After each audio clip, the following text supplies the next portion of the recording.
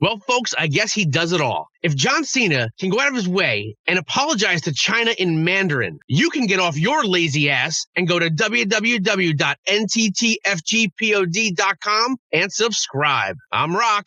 And I'm Archie. Well, our opinions, they might not matter to some, but... What are you doing in there? It's a podcast. Immature, crass, trashy. And those are their good qualities. These poor schmucks are a couple of IQ points away from eating paste. But when it comes to music, sports, and comedy, well, that's all they know. You're listening to Not These Two Fucking Guys. Not These Two Fucking Guys podcast. Yo, Rock. Yo. So this dude I do freelance with, right? He's like, yo, I know you're in some bands and you love rock music, the podcast. He's like, do you have any Offspring jokes? And I was like, I was like, I got two, but I got to keep them separated. Vomit. That joke would just make a fucking dad vomit. All right, so we're going music jokes? Yeah. All right. You want a fucked up one or a fucked up one? I want a semi fucked up one. Semi fucked up one. Ready? What did Kurt Cobain say before he shot himself? What did Kurt Cobain say to himself before he shot himself? Go. Hole's gonna be big. Jokes that just fucking bomb. Imagine saying that at a dinner party. Who the fuck's hole? Let me ask you a question. If some kid said that at a dinner party, or forget a dinner party, a little get together you're at, what would you gravitate toward that kid and be like, yo, he's actually got a little something to say, that, like balls to say that out. Like, I don't know. Well, I mean, he probably says it. When does he say it? Like main course, like the antipasta still being served. All right, I'd wait till after the antipasta. I would.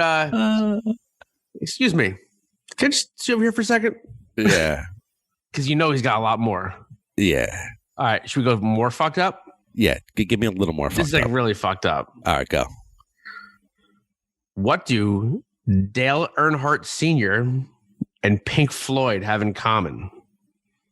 What do Dale Earnhardt Sr. and Pink Floyd have in common? I don't know. What do they have in common? Their last big hit was The Wall. Oh, no. Oh, that's so fucking terrible. I hate myself for repeating that fucking joke. You could bring people to a knee on that one, man. Yo, how would that joke go in like Arkansas? Oh. Or what like the fuck he say? Yo, Billy Bob, Dream Bob, Time Bob, get over here. Hold up. Bob, come here. That motherfucking Italian said something like that. Motherfucking Italian. What a piece of shit you are. I was on the line, right? And on the line? What line? Yeah, I feel like New York Post is maybe just me, but I didn't realize it. New York Post is pretty edgy, right? Yeah. Like lately. Headline. So today the Tribeca movie festival kicked off. Got it. There's a Rick James documentary. Rick James. Fuck no couch. Dude, so like Chappelle really did fucking Rick James a solid and like made him like a fucking household name. Absolutely. So I just read the article that New York Post, I read the headline. It says, new Rick James doc reveals how penis-wielding coke binge helped Lionel Richie. I'm so fucking intrigued. I am so intrigued to read this goddamn article. Wait, hold up. This is the New York Post? Yeah. I'm telling you, they got edgy. They got edgy. Yeah, all of a sudden, it's like, whoa. They caught the vid. Oof. I actually, if there's a Rick James documentary, I need to see it. All right. So Kiss performed at the Tribeca Film Festival after premiering a screening of the band's new documentary. So there's a documentary on the band. Okay. It's biography. It's called Kiss Story. I just saw that. Yeah. I didn't see the documentary. I saw the trailer or the coming attractions. that's set to get its TV debut on A&E on June 27th and 28th. Gotcha. We'll get a world premiere screening at the Tribeca Film Festival in New York City. Yo, A&E is killing the documentaries. The fucking they got it. Like, the wrestling documentaries, Macho. Well, actually, fuck that. They did Macho Man dirty. I'm really fucking upset. ooh, what are you talking about, Rocky? Doing me dirty, Elizabeth.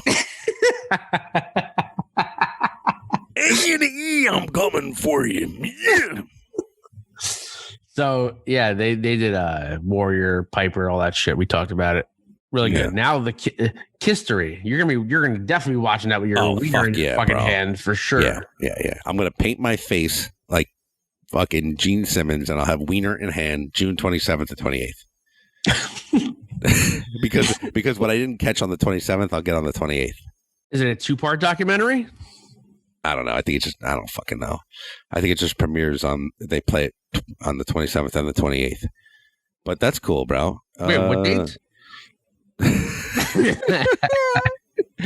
This is why no one likes you. This is why no one likes you.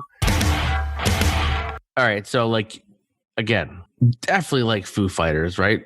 Respect their music. Dave Grohl is a fantastic musician. So they're playing the first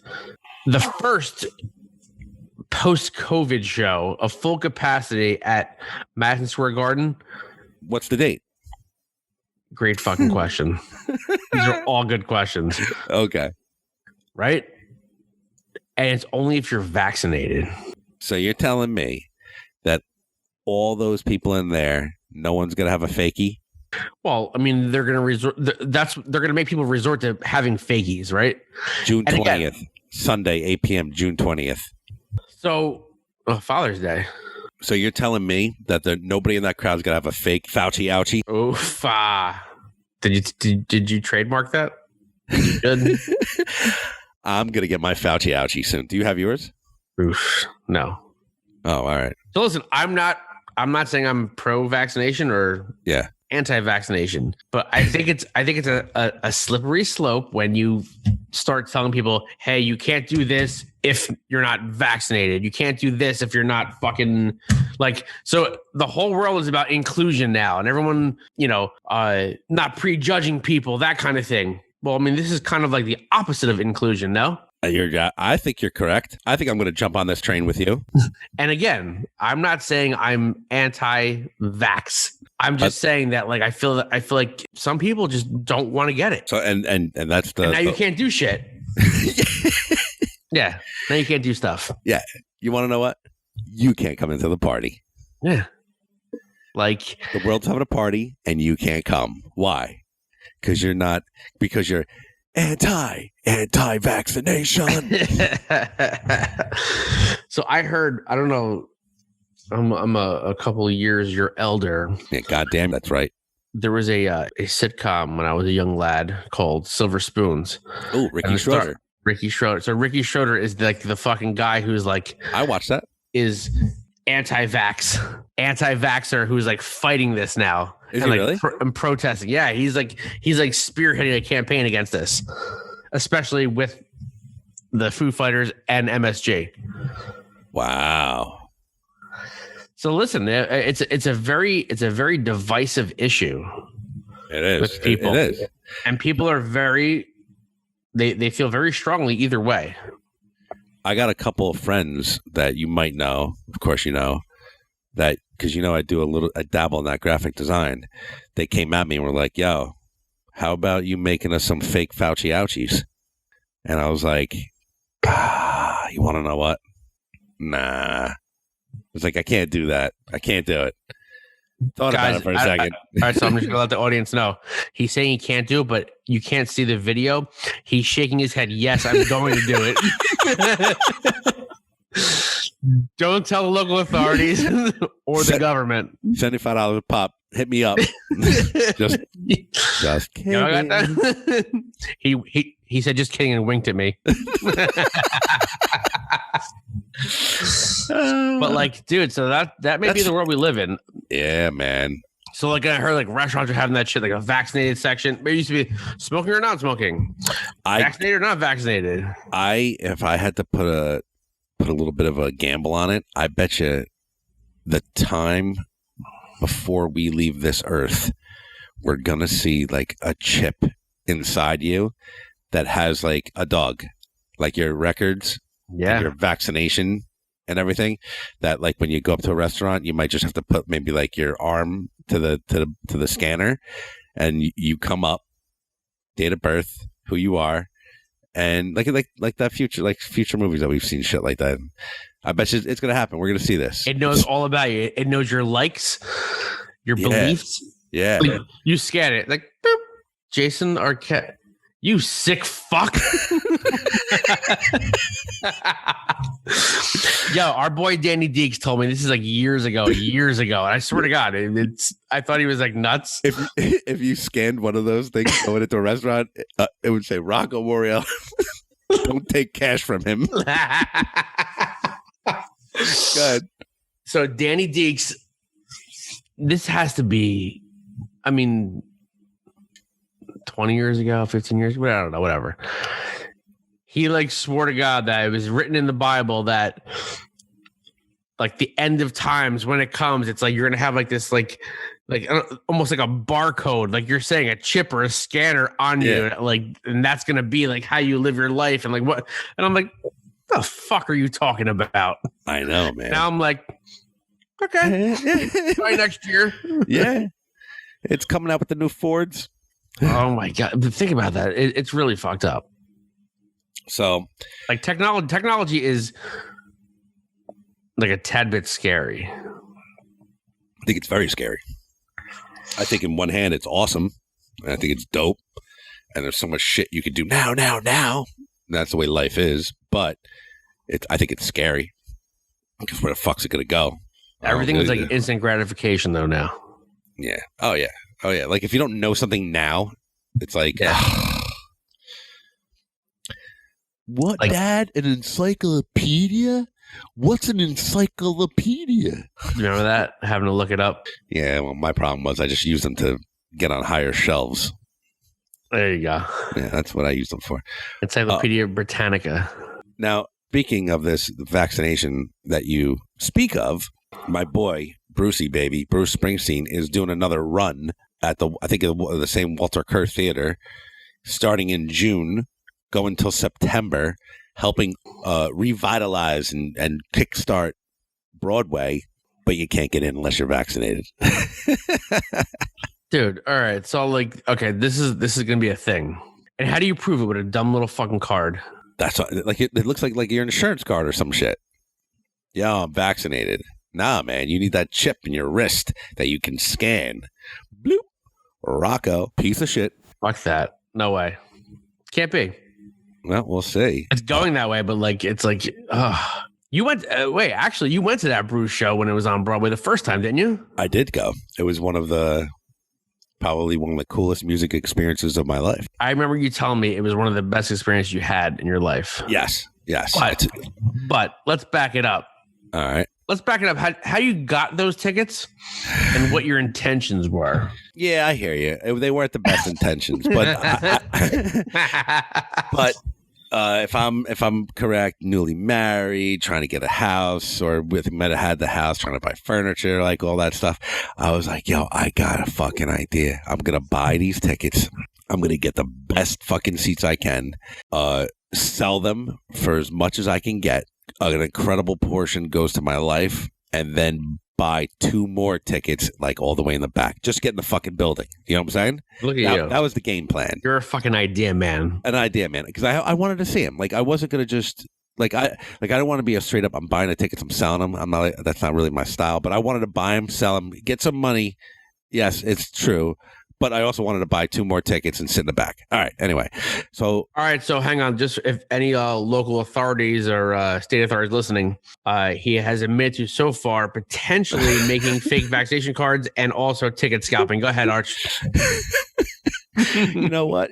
You make me out to be a little conniver.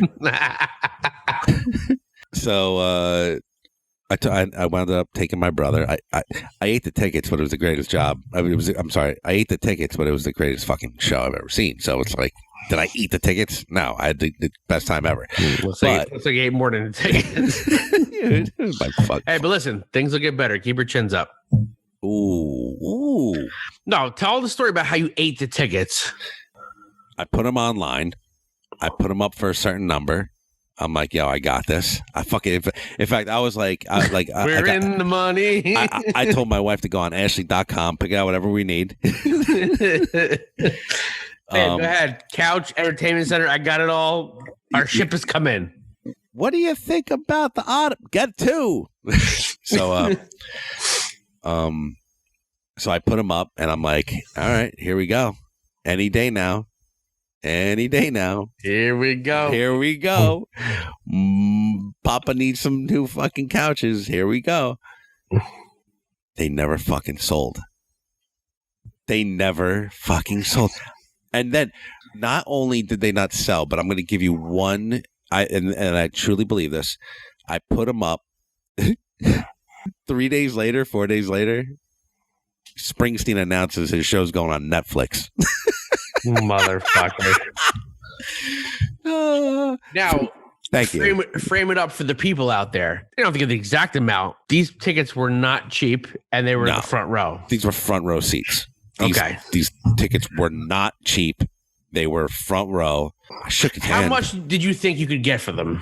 To be honest with you, I don't exactly remember the price that I did put them up, but I think I was trying to look for like a grand each, like $2,000. Gotcha. I think I was like grand each, $2,000. I was looking for $10,000. I put them up for. I swear to God, I think I put them up for like 5,400. I remember you telling me a wild number like that. No, you want to know why? Because like 5, 6, 12 rows behind me, we're getting like 2,600 each. Okay. I'm front fucking row. like it's only me that these tickets wouldn't sell. It's only me. Here's the problem. You were a victim of the fact that they were too good. They were too good. Seriously. I swear I put them up for like $5,000. And then I put them down for like 3,600. Then I put them down for like $2,000. Then I put them down for a pack of cools and a hand job. I still couldn't even fucking get them out. So I took my brother to the show. We had a great time. I'm looking around. There's always celebrities at his thing. Man, no, fucking not one celebrity. I'm looking around. So I go, I go to my brother. I go, let's grab a drink now because I don't know. I thought I heard he doesn't do like an intermission. Like he walks off stage for like a piss break, and then he comes back on. Right? You go spill some urine. So I go, let's get a drink. I'm giving you money for the. I'm like, don't worry about it. He's like, I'm giving you. I think he threw like a fucking Twensky in my pocket. We get up to the little stand, right? At the theater. You ever see like the little stands, right? Yeah. I said, I'll take a Jameson and ginger and a Jack and Coke. And I look at the glass he's pouring. He goes, Jameson? And I'm like, yeah, it's Jameson. So I look at the glass. I'm like, oh, that's a small glass. I go, can you make it a double? Make it a double? And I'm like, yeah, absolutely. So I get my brother's Twensky. And I know it was going to be more than that. He looks at me with straight, dead eyes, and he goes, 61.23. And I was like, yikes. What? 2 drinks? Oh my God. Could you $60 for 2 fucking drinks? Bro, let me tell you. You could buy 3 handles of Jameson for that. Let me tell you, cuz I still have that cup today. That I washed my daughter with that cup. Oh, is it a commemorative cup? Yes. It was like 4 inches high. It was like a rocks glass with Springsteen on it or something. I washed my daughters with that. I said, this cup will always be used. You're getting your money's worth. I put that in the bathtub. Yeah, man. So let me tell you, by the second hour, I think it was only like a 2 hour, a little over 2 hours. By the second hour, I was like, no, fuck that. I was chewing on that ice, sucking on that ice. I was getting the fucking warm remnants of melted ice. And I ate the cup. Yeah. So, but again, he was right there, and it was the greatest fucking play. And I shook his hand afterwards, and that was it. Went home and masturbated with that same hand while not washing it.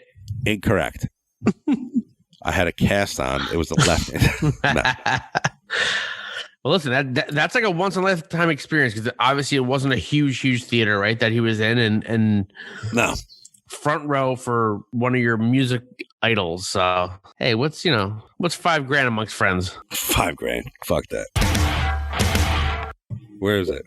An Italian comedy. That's right.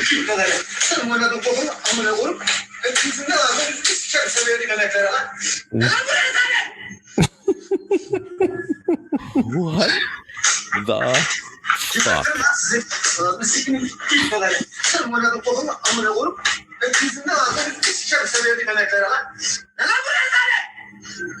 Look at this shit. You know, this is soccer. I'm assuming, right? Yo, you know that you're on that bench and you're the fucking seventh guy, you're going to get cracked. Now, not only are you getting cracked, but then He yells at you. he yells at you. Yeah, but how about if he fucking even dislikes you, though? Like, he just doesn't fucking like you. You're going to get an extra hard crack. So for what we're seeing is on Italian Comedy, right?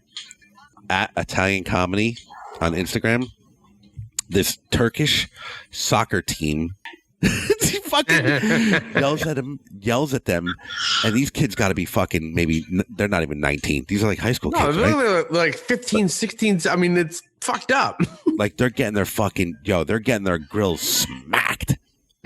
That's a coach. He goes in a fucking in a circle. He goes in a circle, just smacks them all in the locker room. Yo, the best. Oh God. Yo, it brought back so many memories for me of like when I was younger and me and my brother Nick fucked up at the dinner table. My dad would go around like that and start slapping. My grandmother got slapped. Yo, the best. Ready? The best. If you read some of the comments, if this guy would ever touch my son like that. Wait, there's another one. There's another comment that said, I'm not seeing it in front of me. It was something like, this guy should be put into jail, right? And then one writes after that, he missed one. This man needs to be in jail. Dude. The comments are actually very, very funny. Like, someone should slap him. Yeah. Whoa. Man, relax. I don't find this funny at all. What kind of fucking coaches does this? and then under that, you got people like, I'm fucking dying right now. Yeah. Some guy wrote that it's the turkey slap. This is how the Toronto Maple Leafs should be treated.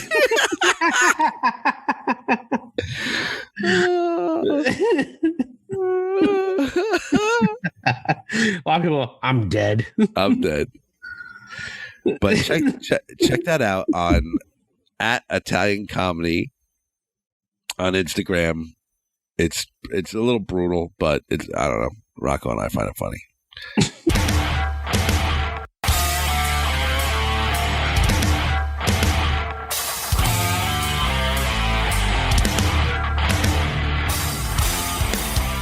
Yo, Rock. What's up? Our next guest brought a lot of joy to the metal and rock community for not only the musicians who could not tour, but for the fans stuck at home with Slay at Home. Nice. His band Night Soil, in my eyes, might be the next Psycho Stick of grindcore. And most importantly, he is the co-owner of one of the most influential and informative music sites for rock and metal news called Metal Injection. Please welcome to Not These Two Fucking Guys podcast, Frank Godla. What's up, Frank? How you doing? I can't thank you enough for that Psycho Stick intro. Never ever thought I'd be compared to that, but now I've made it finally. I heard something today. I actually did make it to the gym today for the first time in a while. Doesn't look it. Your ass. And then I put on Night Soil, and I almost threw a dumbbell through the window. But that is what we were aspiring for. So I think win on us. What does I read it real quick, but I don't remember. I apologize. But what does DSITS stand for? Dog Shit in the Snow. That's it. Nice. Yeah. I think we titled that. We definitely titled that one after, we heard it, because the thing is that we didn't know like all the lyrics until, like all the vocalists wound up coming over my house and kind of singing it for the first time. I got to hear it for the first time. And, I had no idea. The only requisite we really had for any of the singers on this record was that just make it ridiculous. And I think they came through, Yeah, this band, man, it's heavy. It's in your face. It sounds like, you definitely put some heart and effort into this.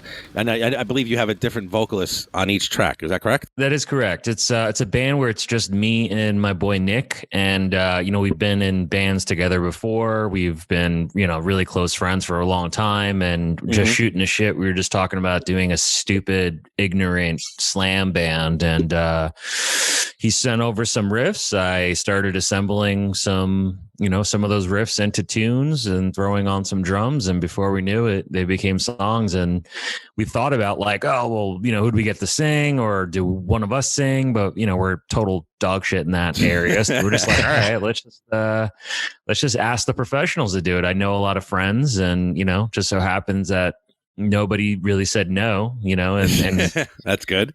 Yeah. We just told them be ridiculous with it. It's just a kind of a jokey band, and everybody had a lot of fun with it. So that's awesome. What track stands out to you the most? Like what would you put on when you listen to this EP? What would you like? Yeah, I like this. I like this fucking track. Yeah. Wow. I don't know. I'll be very honest with you. I haven't listened to it in the longest time. I'm not one of those people who, I want to listen to me. Yeah. No, I'm like so knee deep in Slay at Home stuff that all I've been listening to for months now is like other people's bands, not even like big ones, like Gotcha. just like a lot of underground bands. But I would say the Trevor track, which is the title track, is one that we always go back to, That's the one I think playing on Sirius Radio right now.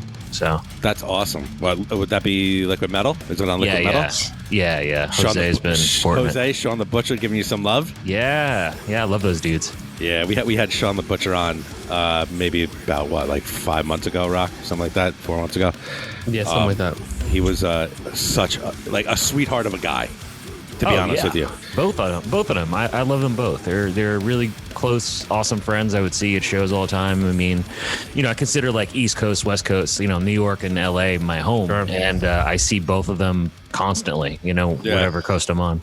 Like it's like it. You talk to them and they love what they do. It's not just like, all right, it's my job. I'm going to play some songs. I'm going to do this. It's like it comes through when you speak to them, like the enthusiasm. Oh, dude, I have I'll hang out with Jose at his house and we'll just like talk for hours and hours about heavy metal, and then start like dissecting lists about like, the like we already know that Metallica is the greatest metal band ever, but we're like, well, what's the greatest song on the greatest album of the greatest band? And then we'll just argue about that for like half an hour. So those hypothetical questions that have no definitive answer are the best. Those are the best conversations. There's no winners, but it was a good time. Do you recall a club? We're in North Jersey, so we're not too far away from you. I believe you're in New York, right? Yeah, I'm in Brooklyn right now. I'm kind of a nomad these days, which is kind of fun. All right. We're in North Jersey, and we pretty much live pretty close to a club called Dingbats. I played there. Okay, then you're familiar. So many moons ago, if I'm correct, I probably was stoned, but I swear Jose was like doing like Tuesday nights or like Thursday night, whatever. You know what I'm saying? Like he was doing the night. That's why I play there. All right. So I've walked up to him before and I was like, "Hey man, I know you're Jose," and I just remember like he's smelling like weed and shit, and I was just like, "Yeah, this is Jose." And he was hosting, I guess the metal night at Dingbats. Yeah. And this was pretty much before a lot of. I know he was on Sirius then, I believe, but before Eric blew up what he is now. Yeah, he's been at Sirius for over 10 years or something like that. So, definitely over 10 years. Yeah. But he's been at it. I mean, everywhere that he possibly can. And really that's how I know him so well. You know, I've been working alongside him and with him in some capacity or another for many, many years, really since the start of Metal Injection, honestly. You know, we met each other really early on. So, you know, we actually at one point there was like this company that was like about to start up where they just wanted to get a lot of different people from different media, like, you know, centers or whatever in the same room to just kind of like discuss like what's going to be the biggest thing in the world. What if we just get like all the, you know, like the known personnel of metal together? Yeah. So talk about how did you start Metal Injection? Like, was that just like a labor of love? Like, I'm into this music. I play this music. I want to bring it to the people. I need to know this. Absolutely. I mean, I was basically a metalhead since I was like 5 years old. You know, my dad, he got me, you know, he was a metalhead, so he got me into it naturally. Nice. I think, you know, I'm pretty sure, you know, your kids, like, you know, you show them some metal bands or whatever else. Same deal.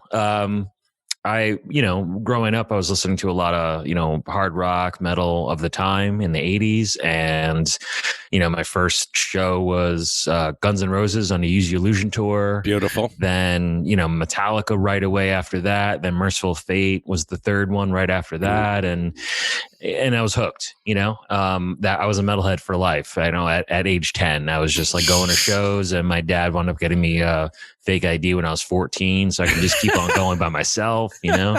Nice. Dad of the year right there. That's fantastic. Yeah. And after that, I became a player. I became a drummer, and I don't know. It was just always been part of my life. And I was working in business and kind of hating my life for a while, you know, because it was so far away from metal, from music. And that's when I met Rob, my business partner. You know, he was coming in. He wasn't really a metalhead, but like he was really interested in it and hearing about it. And, you know, one day he just, you know, said like, dude, you know so much about metal. You ever like consider doing a TV show? And that's really how it started. We started as you know, it's the story of Wayne's World. We were a Brooklyn cable access television show. I don't know any of this. I need to know this. I don't know any of this. That's fantastic. I mean, I don't mean to cut you off. I made it a point not to research you though, because I want. Really? Because I want. Like I know about you, but I want to know about this because I know this is one of the most influential sites in the fucking world. Like. For metal, so please go on. I appreciate it. Yeah, I don't want to cut you off, but so much so that like I'll see something, and the first like on like social media, the first thing I do is go to Metal Injection to see if it's verified. Like, they have an article about it. It's not happening. Yeah, I mean, there's something to be said about longevity and, you know, just being. I mean, but honestly, we are just a couple of douchebag from Brooklyn, you know, like who yeah. I mean, that's it. We were just like kind of Wayne's World, you know. We were like handing in a 30-minute tape every week where it's just like dumb sketches mixed in with like music videos. And, you know, I used to be a VHS tape trader as a kid, so I had a lot of videos laying around. And yeah, you know, I didn't know what I was doing, to be honest with you, you know, starting a fucking TV show, but I borrowed my mom's Hi8 camera. You know, and and I bought myself you know, a Mac at the time, and it was like, you know, 300 pounds and and I taught myself Final Cut, and I just started putting the TV show together, and it was terrible, but you know, it was something to do, you know, with a couple of friends. And what year is this? Oh, that was 2003. 2003. Okay. Yeah, and what wound up happening is, you know, like the internet was becoming a thing, and we kind of had the idea of like, let's test out the waters on the web, you know. Okay. And it was something that I really wanted to do, and you know, we made it happen. I mean, it was a little tricky, obviously, because it was so new. You know what I mean? Like, I think the only industry at the time that was really doing anything like that was porn. You know, so like, who the hell was putting video on the web? You know, and look how big porn got. Right. I mean, well, you always have to kind of follow their trend. You know what I mean? Because like they're the forefront of technology. You know, the first to put a Blu-ray out, the first to put it on the web. You know, it's always them. So you kind of look at the Fantastic, trend. actually. If you look at the trend of porn, like of course they're and if they can make it big, then that's going to be the next big thing for you. Nice.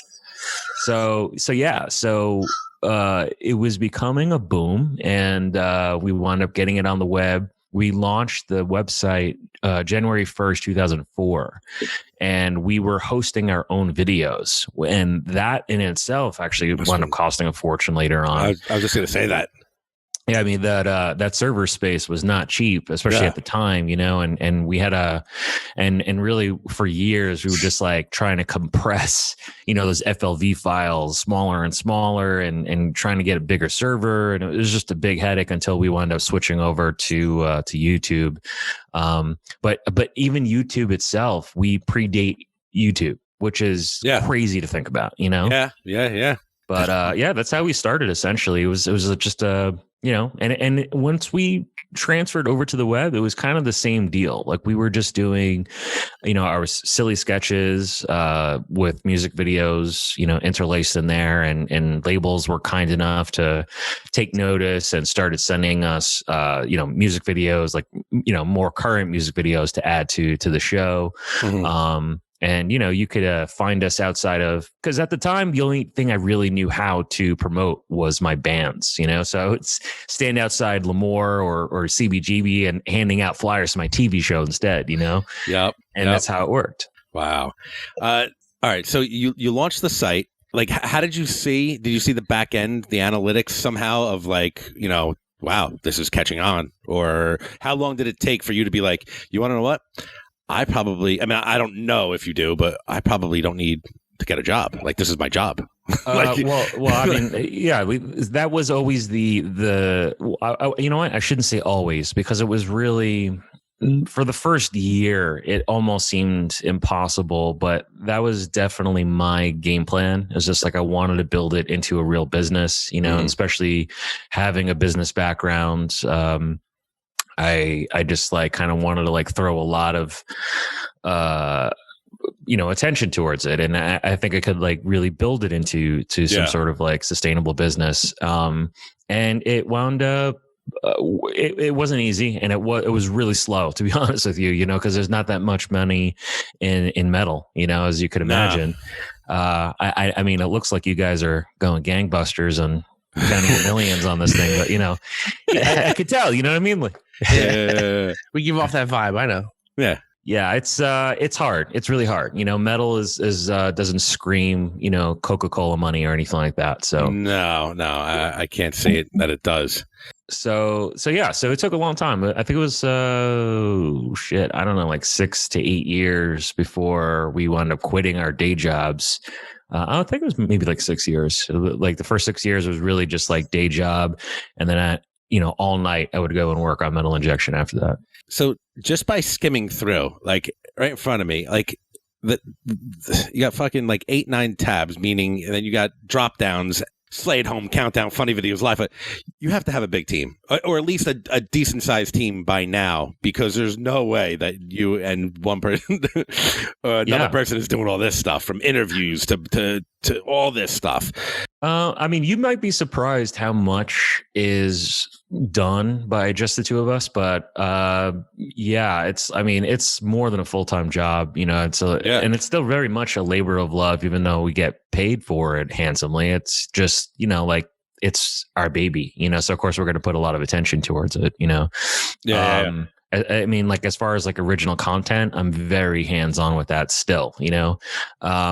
And I try, the older I get, you know, the more I realize I was like, fuck, I've been doing this for 17 years. I need some help, you know? So yeah, the older I get, the more I'm more likely to hire out, like, oh, okay, let me get this guy to edit this, or, something like that. But yeah, we do have a large team of writers, though, for sure. We have a lot of reviewers, editorialists, columnists, and we're very, very fortunate to have a great team and assemble some really cool people. So what made my day today is Archie sent me from your site What if Danzig covered "Break Stuff" by Limp Bizkit? I literally, I was laughing for like about 30 minutes straight, and like I couldn't control myself, and I'm like, that made my day. So like a little thing like that, like does that just get sent to you by like contacts you have, or how does that come about? Yeah, I mean, that in particular, I don't. To be honest, I don't even remember. I think we just found it through Instagram or something like that. I mean, you could like if you're part of your job is to kind of scour the internet for like what's happening. You'll find it. Yeah. Sure. And some of those are like they pop up. They're actually evergreens. Like there's something that like happened last week, but we're like, all right, well, I'm kind of giving away secrets here. But it's like it happened last week, but like at the same time, it's like we're gonna wait for a slow news day and just like throw this out, and it's gonna go wild. Yeah. But for the most part, I'd say like a good 90% of what you find each day is something that's sent in a press release, from a publicist or something like that. Of course, like today, really big news was, Slipknot announced, summer tour, and that was really big. So, something like that, of course, is like a controlled bit of news out there, Are you telling me it's not bigger than Vince Neil tells the crowd my voice is gone? I think that's a favorite amongst us, but no. Oh, Vince. Well, he's good. Well, listen, it's because he's been touring nonstop. Oh no, that's right. He has. I feel bad for Vince. Yeah, I mean, yeah, he hasn't had a voice in quite a while. I saw those farewell tours. I think I saw like 4 of those shows, and that was years ago. I'd say 3 out of the 4 were just really awful. The last Motley Crue show I saw, Tommy did not play for some reason, a broken hand or something, and Morgan from Seven Dust filled in. That was pretty fucking cool. That's a cool show to be at. Yeah, that was pretty fucking cool. And to see him like Tommy was like the hype man on the stage, like just running around, like when parts would kick in and shit. That was pretty cool. Yeah, I love when those outlier shows like that. So I've seen the Dillinger Escape Plan where Ben Wyman broke an arm, and he literally just sat in a lawn chair with holding like a cue card that rated every song. So you give it like 4 out of 5. Or that's pretty funny. Funny. I was cracking up too today on the when you guys put it on social media, and then people that comment on like the Vince Neil stuff, like lost his voice last night, lost his voice 10 years ago, like all the he was let's just say Arch, as you like to say, they were giving Vince the business in the comments. They give him the business. Yeah. All right, so where does it kick in that, all right, now Frank is going out to like interview people? Like you're interviewing stars in the metal community. So when does that happen? And how did you handle, like, I'm assuming that you don't have a background. No. I mean, my background is music. I went to college for music, and I was a double major as music and psychology. So I guess that does kind of tie in, a little bit. Well, we know how fucked up musicians are, even to speak to. So hey, myself included, man. That's why I take an interest in it. But yeah, absolutely. It definitely helps when talking to people, and that's an interesting question because really, when we started out, Rob was doing most of the interviews, and I was kind of more of like a shyer guy, And I think it was just more or less because, like, when you're first getting introduced, like to being on camera and stuff like that, you kind of have, anxiety to it. Oh yeah.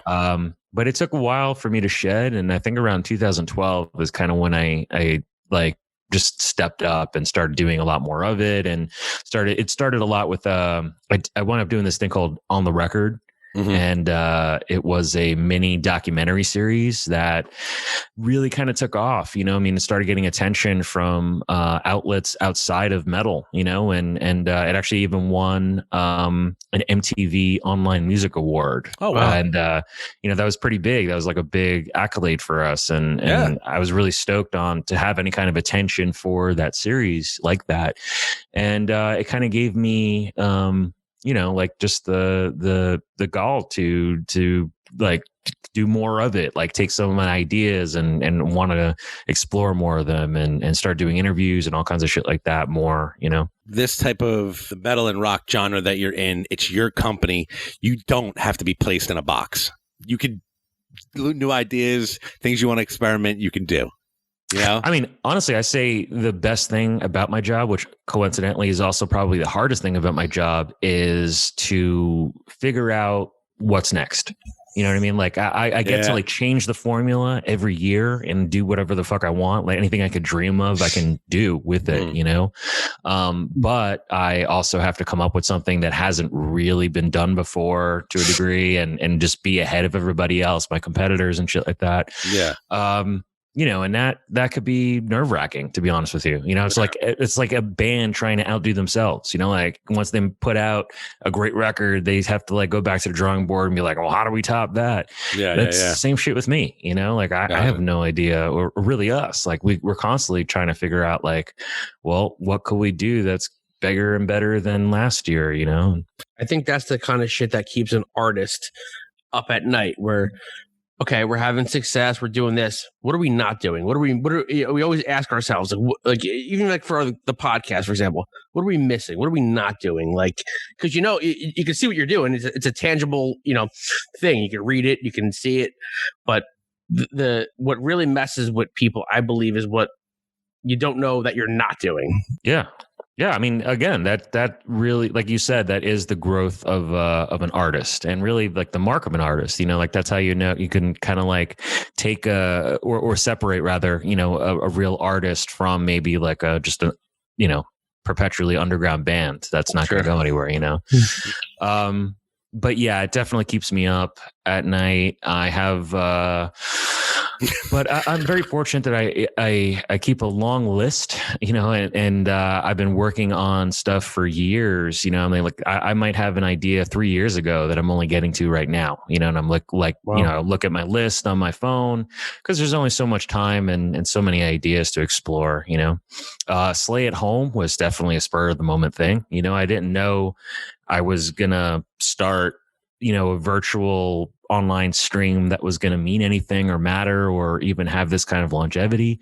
But, you know, I literally just woke up and after conversations with several of my friends, it was just like, all right, well, seems like everybody's home suffering. This is fucking weird. You know, like I was getting depressed. They were getting depressed. And before I know it, like, I was just like, am I going to do it? Am I going to do it? Fuck it. I'm going to do it. And I just made a phone call to everybody I know.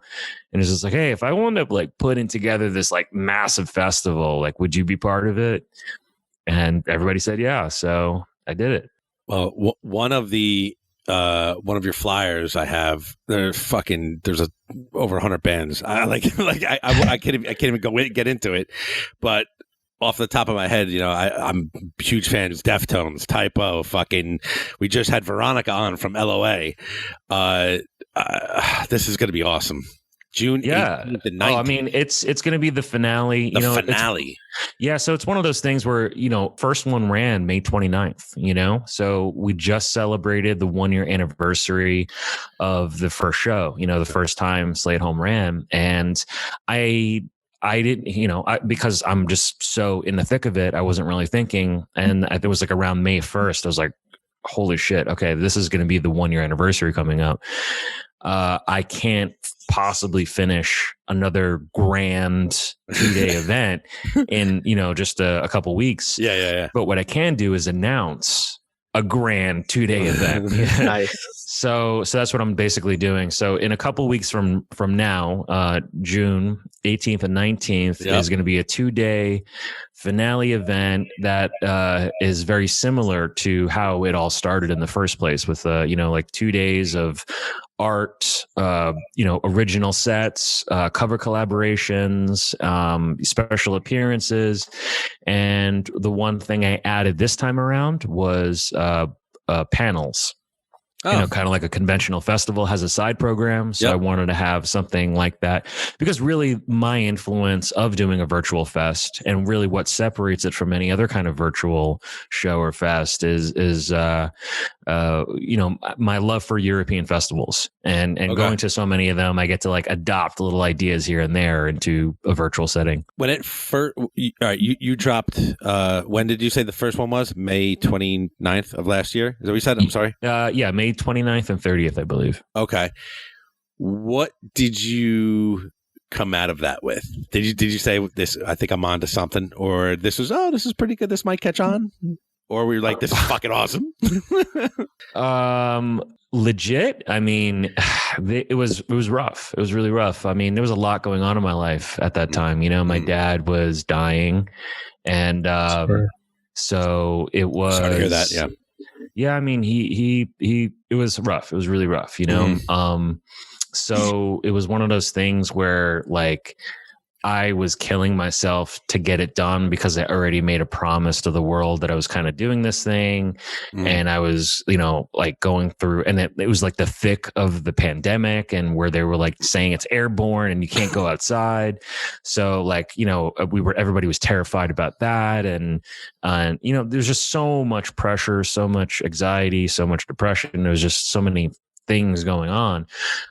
So when it was all over, it was a bit of a blur. I think I was happy, that it happened, and it had such an amazing, overwhelming response that it kind of lifted me for about 5 minutes, and it was definitely a huge weight, off to get it out there and know that it was successful.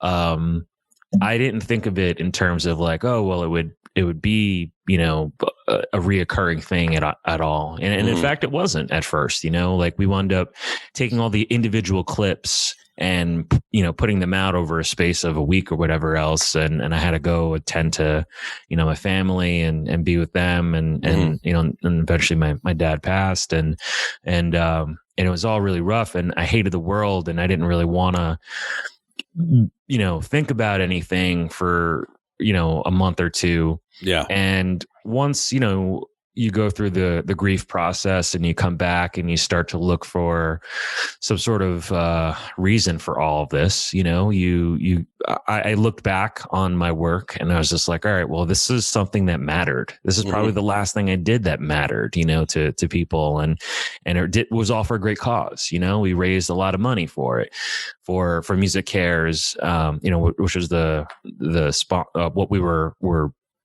trying to raise money for on the first one. And so after that, it kind of just made sense that like, this is something I think that really gravitates or radiates with people, and it's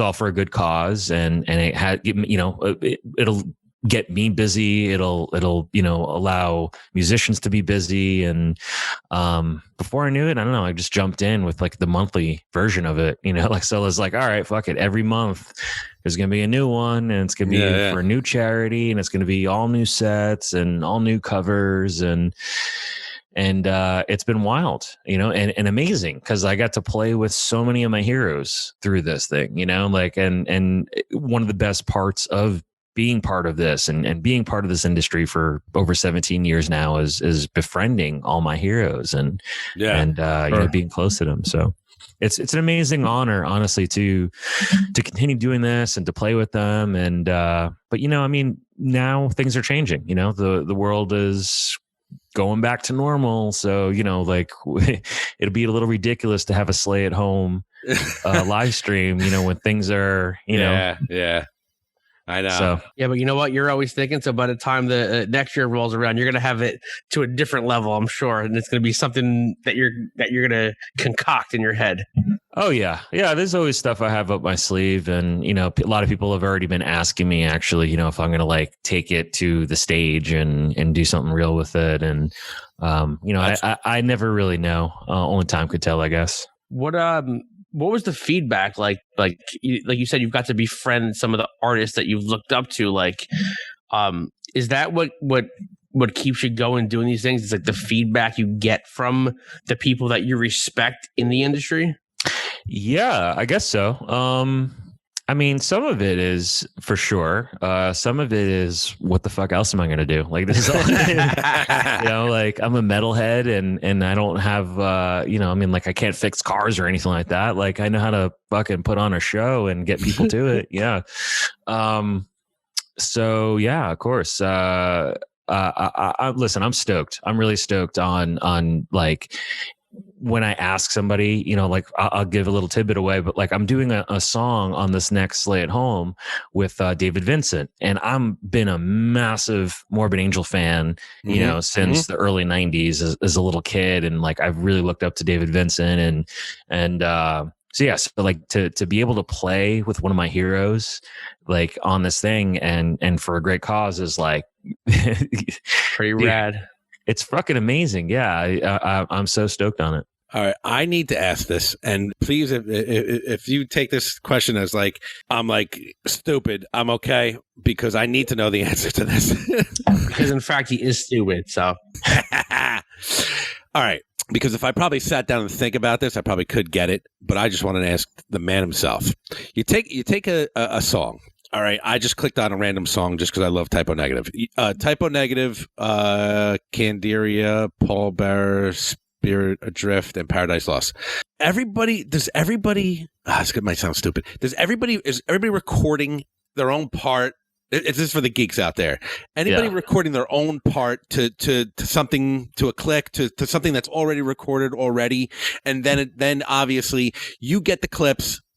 And then you sync them up. It's funny you're asking this because you're the only person who straight out asked me this. And it's kind of funny to see like in the live stream, like every single time, everybody's like, "Is this live? Is this like?" I know. It's impossible. It's impossible to be live. Like I don't think people realize how the internet works. There's a lag.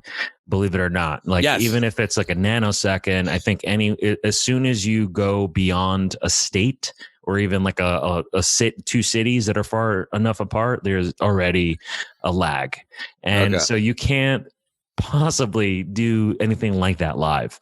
But yes, to answer your question, how it works is normally I will have a guitar player in mind that maybe I want to work with, or the other way around. Maybe they'll approach me. I've had guitar players approach me, or other people approach me and be like, "Hey, love to do cover with you sometime." I'd be like, "Sick," So for instance, the cover that you're talking about, the Typo Negative cover, it was Nate from Spirit Adrift. I was actually just having an organic text conversation with him. He's a buddy of mine. Okay. All these people that I'm playing with are friends. So it's like, to me, it's as easy as like texting them and asking them. Gotcha. So I'm like texting with him, and we just happened to be talking about Typo Negative that day. And, how much I'm a massive fan of Typo Negative, honestly. And, especially as a Brooklyn born and raised boy, and it wound up snowballing into, hey, let's do a song, and then so I let him pick the song that he wanted to do, and he wound up sending me a scratch track, which is basically how this all starts. Is that I'll work with a guitar player, they'll put a scratch track, and tempo map or BPM to it, and then send that to me, and I'll lay down drums on it, and I'm basically the first one to record. So honestly, it's like a conventional song, like a regular recording, like any band would do, so I'll lay down the drums, and then we'll get real guitars and bass on it. And the last thing to go on will be the vocals and, maybe the keys or something like that, if there is any keyboards. And then, bring in all of the stems, have my buddy Mikhail mix it, who's been very instrumental in getting a lot of these covers together and sounding great. Mm-hmm. And then I'll take all the video clips and edit it together for the video, and that's how it's made. From someone, as you know, with a background in video editing, it's awesome. Like, and I have to say this because about a year ago, I think Rocky and I, we mention this always 100 times every podcast, but we have a band, Local Heroes. We play in the Jersey area, New York. Me, Rocky, an old drummer of ours, a fucking bass player. We're on Zoom and we're about to play and we're just like, yeah, all right, let's just fucking lay it down. Maybe we could. Well, the drummer's like, what the fuck? You guys are all off. You're talking about the lag. Like, Right. He's Yeah, like, you've tried it before. You guys, we just wanted to try it just to see what would happen. And the drummer's like, this isn't fucking working. This is not right.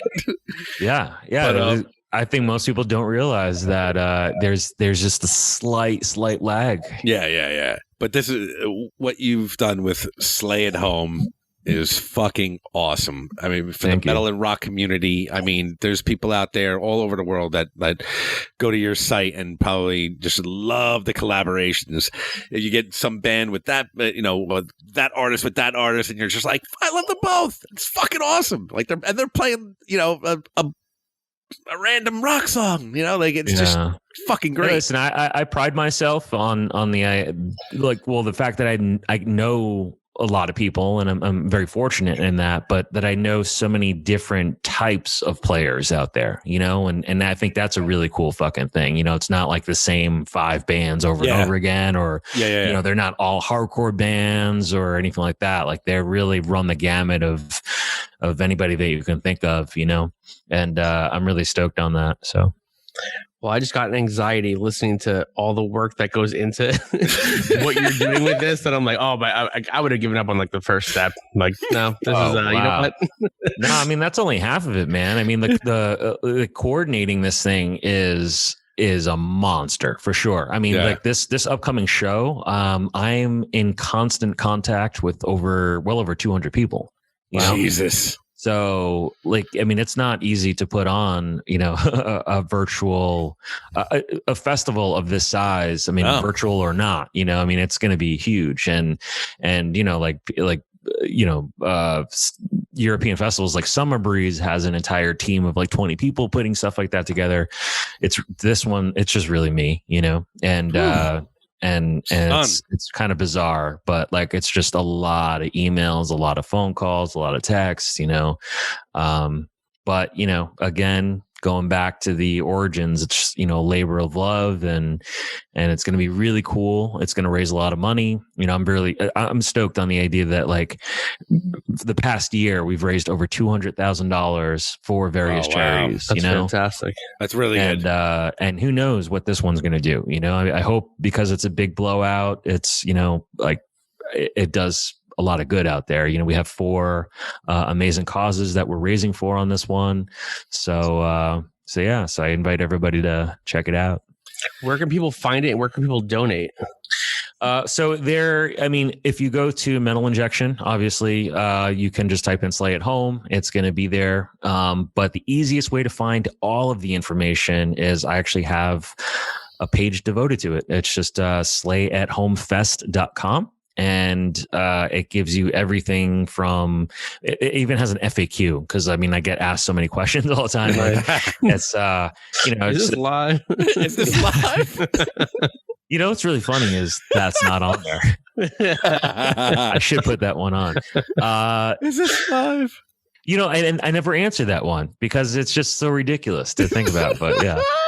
Even during this pandemic, I watch like everybody doing their live streams and people are asking the same question. Is this really live? Like, how do they set up in a barn and then like a stage? And then like, no, man, like everything's pre-recorded. Like what band in the world is going to want to like, really go on live and they don't even know what it sounds like. You know what I mean? Like, why wouldn't you want it mixed and edited and looked and sound great? And, I saw, and I don't know if it was for one of your videos, but I just saw randomly on the internet, Adam D from Killswitch running on a fucking treadmill while playing the song.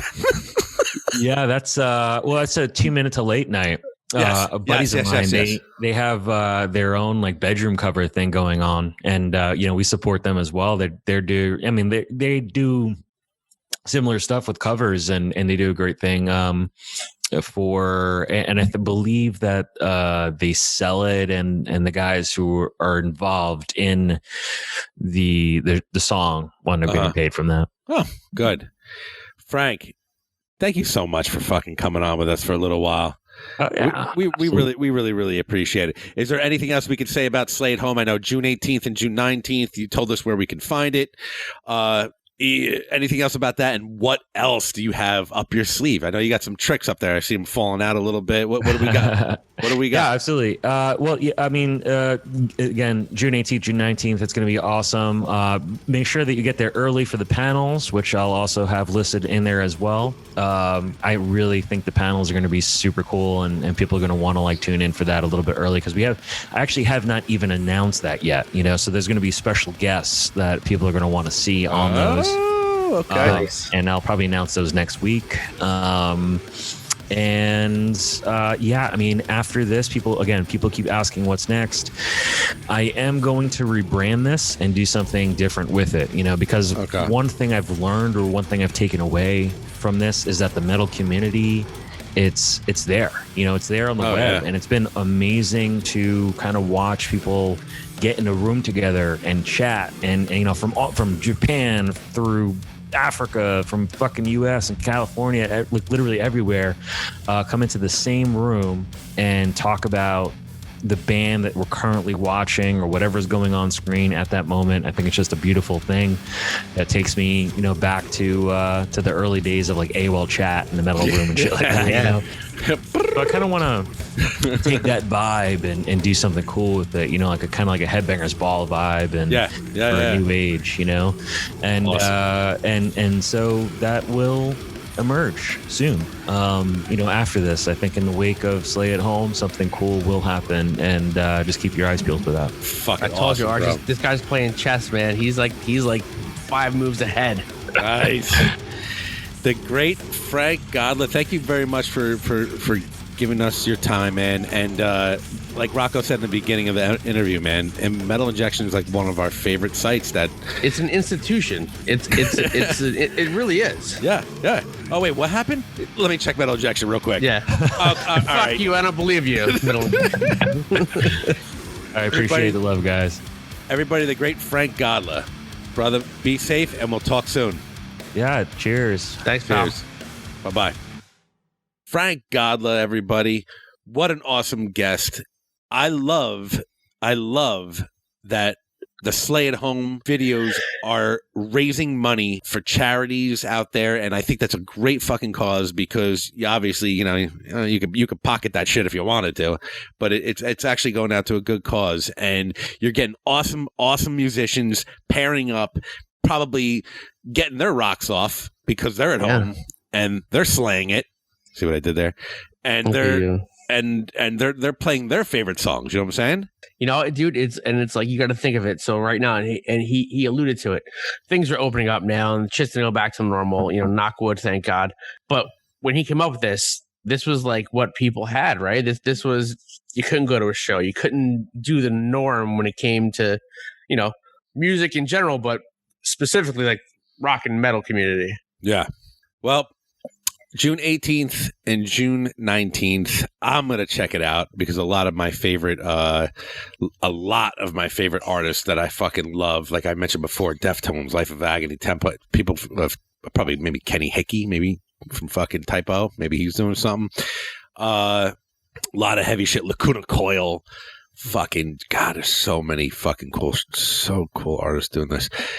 I think I want to watch it on the couch right next to my best pal Archie. You wanna? We'll watch it together. We can make it a date. Yeah, why not? What are you gonna make? I'll make some guac dip. You suck. Come over on the Friday, because the family's going out to a surprise party, and then you and I can watch Slay at Home together in our little skibbies. Friday, I'm staying over the whole weekend for this shit. I'll make guac. And you please bring spin dip. You fucking suck. I'll order a pie, maybe a roni and a spesh. Oh boy, lols. You really know how to get a guy, don't you? We'll get our noms on.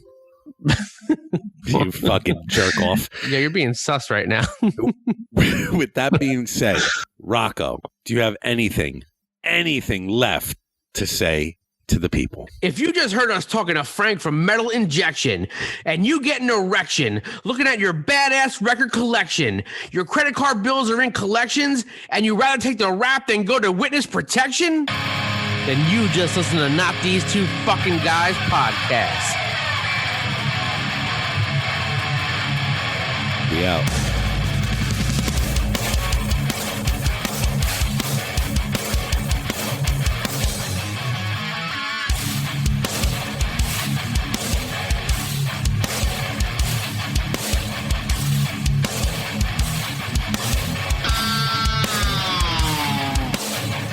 It's been real and it's been fun. Altuve. You still fuck Altuve. If you're keeping score at home.